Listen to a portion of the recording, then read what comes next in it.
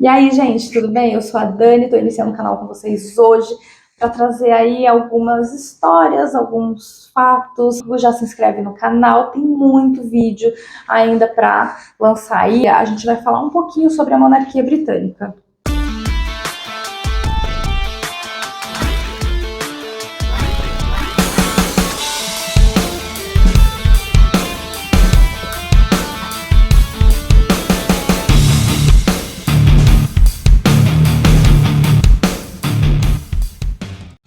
Bom, a monarquia britânica se iniciou ainda na Idade Média, no século V, tá?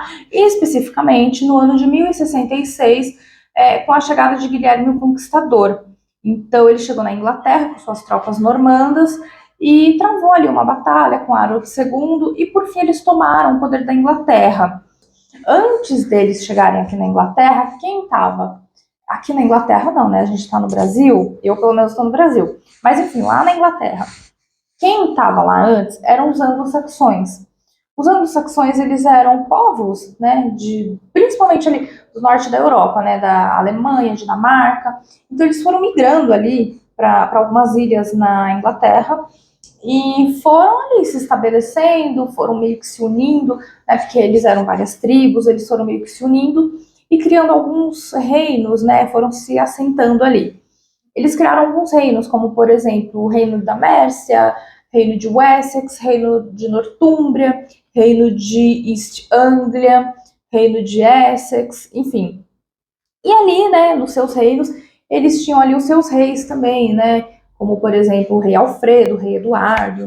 Eles viviam em guerra o tempo todo, era aquela guerra civil mesmo, era batalha, aí teve a chegada dos vikings, enfim, aquela confusão.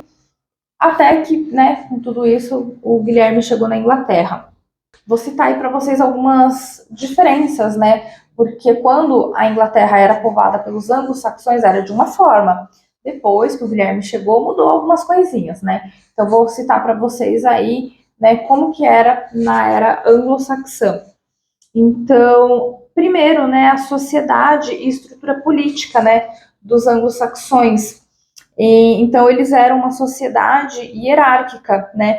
E eles tinham realeza, nobreza, guerreiros e camponeses. Mas eles também dependiam muito, né, do apoio dos nobres e dos guerreiros. Questão de cultura e língua. Os anglo-saxões trouxeram sua própria cultura germânica para a Inglaterra. Sua língua, o inglês antigo, foi a base do desenvolvimento posterior da língua inglesa. A questão da religião, né? A religião anglo-saxã era predominantemente pagã e eles tinham crenças em deuses nórdicos e anglo-saxões. No entanto, lá para o final do período, né, da era anglo-saxã, foi havendo aí uma gradual conversão ao cristianismo. A questão de arquitetura e assentamentos. Os anglo-saxões eles construíam vilas e aldeias, né, com casas de madeira e palha mesmo, dispostas em torno de um salão comunal. Além disso, eles ergueram igrejas de pedra, mosteiros e fortes defensivos. Na era anglo-saxã, né, era dessa forma. Vocês veem que na questão de casas, né, por exemplo, era bem simples, né, não era assim aquelas coisas que a gente conhece hoje, né, feito de tijolo ou de repente de pedra, né, eles faziam de palha, né, casas de palha. Então era dessa forma que eles viviam. Tá? Aí, por fim, o Guilherme chegou na Inglaterra, conquistou e ele foi mudando algumas coisas, né? O Guilherme introduziu um sistema feudal centralizado na Inglaterra.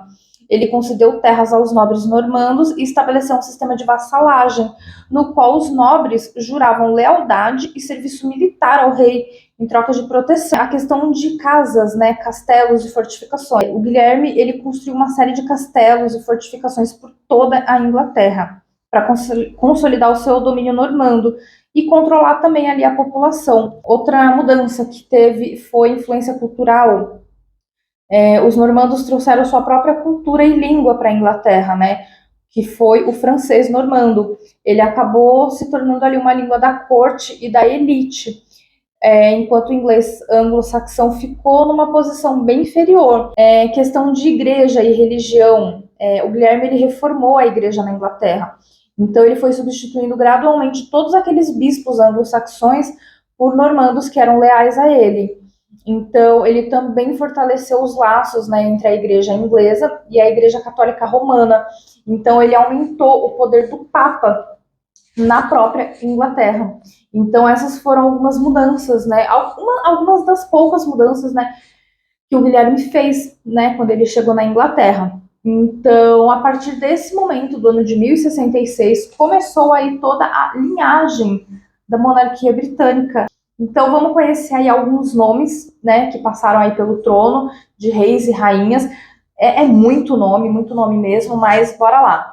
Então, começando, né, aí pelo Guilherme o Conquistador, seguindo por Guilherme II, Henrique I, Estevão, Henrique II, Ricardo I, João, Henrique III, Eduardo I, Eduardo II, Eduardo III, Ricardo II, Henrique IV, Henrique V, Henrique VI, Eduardo IV, Eduardo V, Ricardo III, Henrique VII, Henrique VIII, Eduardo VI, Maria I, Elizabeth I, Jaime I, Charles I, Comunidade da Inglaterra, Charles II, James II, Guilherme III e Maria II, Guilherme III, Ana, George I, George II, George III, George IV, Guilherme IV, Rainha Vitória,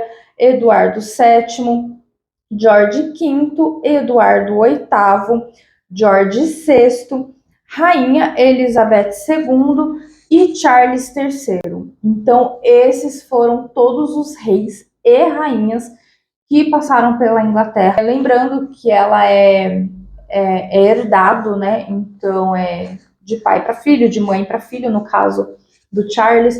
Então, dessa forma, eles mantêm a monarquia até os tempos atuais. Na questão da igreja, na questão da religião, o rei Henrique VIII, ele mudou tudo.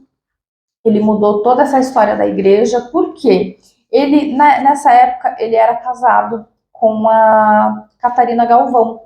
Então, um belo dia, um certo momento, ele decidiu que não quer mais ficar casado com a Catarina.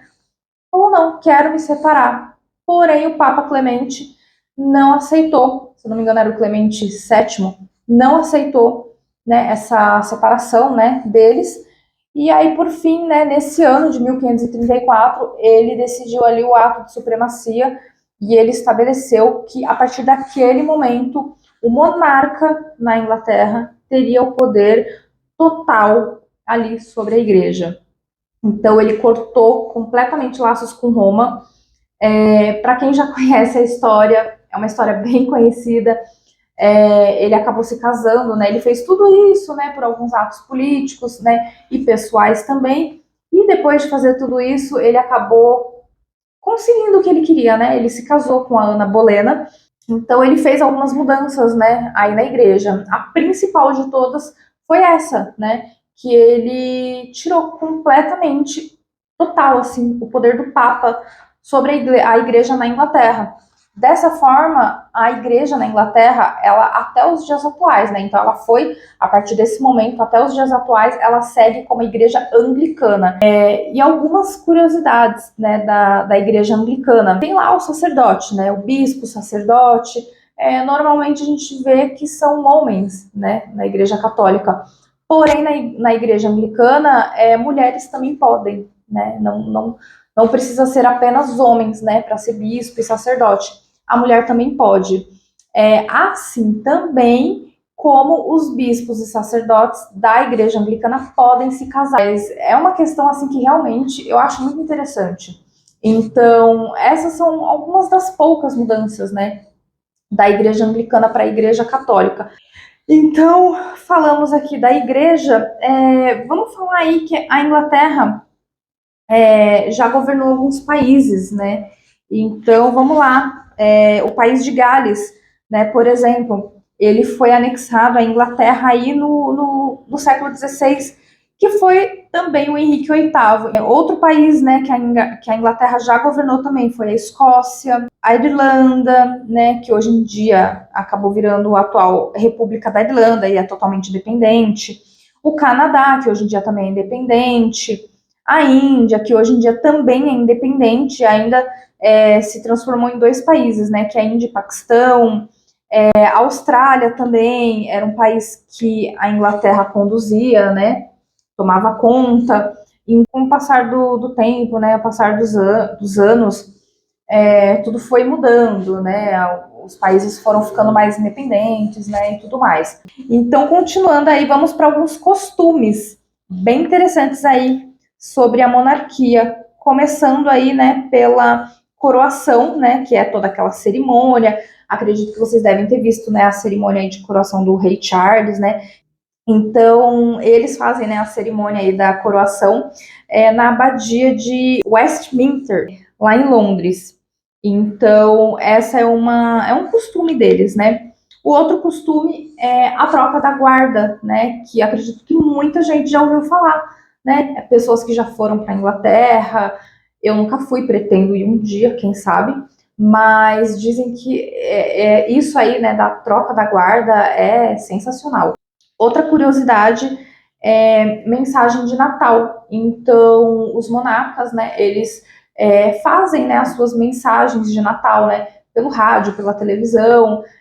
Então, eles fazem isso assim, se dirigindo ao povo mesmo, né, à população, passando ali algumas mensagens, né, de repente de esperança, enfim, né, de um bom Natal, de um ano melhor, e essa coisa toda, né, assim, de bem-estar, de apoiar o povo, né, aquela coisa.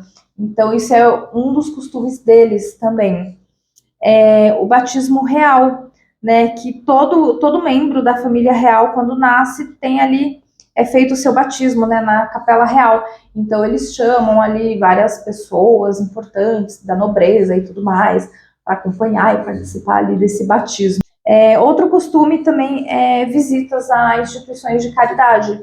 Então, a família sempre vai, né? Eu acredito que dos que a gente conhece hoje em dia, né? De repente, a Kate, o William, de repente a gente já até viu alguma foto na internet, alguma coisa deles visitando algum lugar, alguma coisa do tipo. Porque realmente isso aí é outro costume que eles têm que seguir mesmo. Outro costume que eles têm é os jantares de Estado, que eles fazem principalmente no Castelo de Buckingham ou no Castelo de Windsor. Então, eles chamam vários chefes de Estado, né, de vários países e de vários lugares e tal, e fazem ali aqueles jantares, né, para eles e acabam conversando, de repente acertando alguns assuntos e tal. Então, só para líderes de Estado mesmo. E uma última curiosidade deles aqui que eles fazem é o Garden Parties, que eles fazem festa no jardim durante o verão, né? Então eles têm vários castelos, né, pela Inglaterra, e aí eles fazem, né, em seus castelos, chama ali o pessoal da nobreza e tudo mais.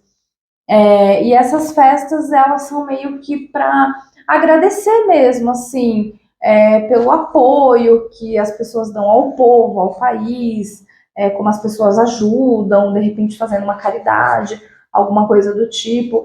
Então, eles dão essas festas mesmo, assim, para agradecer mesmo. Tem alguns costumes também, como questão de vestimentas, né, que eu acredito que alguém já deva ter ouvido falar, que não pode, por exemplo, usar roupa muito curta, decotada e tudo mais, esmalte escuro, e, né, enfim, aquela coisa toda. No entanto, que vocês sempre veem, né, os membros da realeza, quando eles saem fotos, né, que aparece na internet, né, em alguma notícia, eles estão sempre muito bem vestidos, de social, esporte fino, eles usam também poucas joias, né, sempre ali alguma coisa mais discreto, né, então isso eles têm que seguir também, né, é uma das regrinhas aí deles. Segue aí também no arroba, que eu fiz especialmente pro canal, então segue aí, gente, dá uma força, a gente está iniciando hoje, tem muito vídeo, tem muito tema, tem muita coisa para trazer para vocês,